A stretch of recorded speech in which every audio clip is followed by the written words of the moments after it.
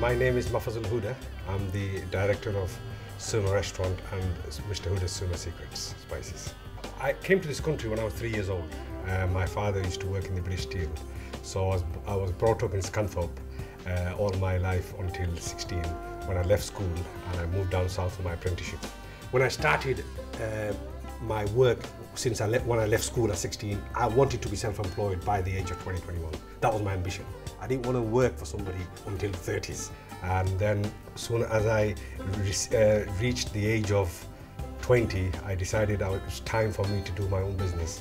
So what better place? I thought I'd move up to my Lincolnshire area where I was, brought up, and found a place here in Barton Humber and started up the restaurant in 1993 with my brothers, young brothers who were very young at that time.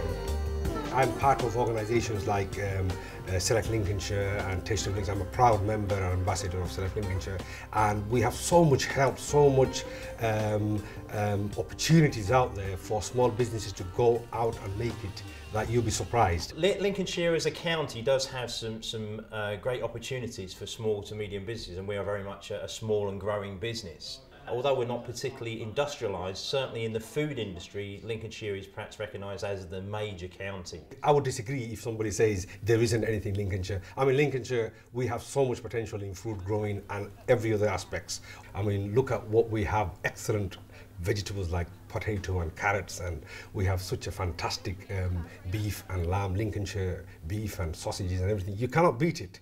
So we are lucky, everything's available on our doorstep. Lincolnshire does have a very high potential because they have some of the best quality food in Lincolnshire, and being a part of Lincolnshire ourselves, a company being a part of Lincolnshire and producing spices with a high quality is quite a great honour. This is a sort of attitude that we have in Lincolnshire that I find. It's like a community where we try to help each other out as much as we can. With my spice business, I try to source, being an Indian product, you cannot source everything locally because it doesn't grow locally.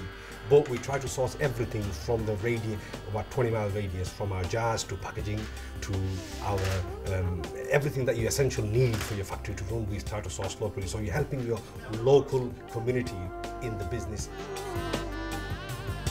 Coming into the manufacturing industry wasn't something that was planned, it was something just happened, and it happened good.